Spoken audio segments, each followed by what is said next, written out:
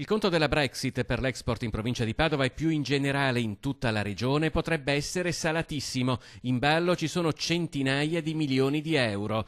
A lanciare l'allarme il centro studi di Confapi, che parla di danno da 58 milioni di euro nel Padovano e 429 milioni in Veneto. Secondo l'ufficio di statistica della regione, nel 2017 il Veneto ha esportato in Regno Unito per 3 miliardi e mezzo di euro, Padova quasi 479 milioni. Con la Brexit la contrazione dell'export è calcolata in una forbice variabile tra il 3 e il 7%, ovvero tra i 600 e i 1700 milioni di euro in meno. Rapportando la stima per l'export delle aziende del Padovano, in ballo ci sono quindi fra i 14 e i 33 milioni e mezzo di euro, per il Veneto 107, che possono salire sino a 250 milioni.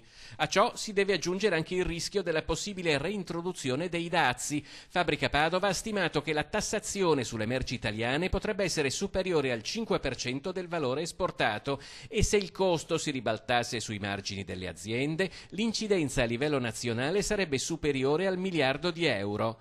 Per le aziende padovane, mantenendo lo stesso rapporto, si aggiungerebbero 23,9 milioni di euro ai 33 milioni e mezzo già considerati nello scenario peggiore, per un totale di 57 milioni e mezzo di euro.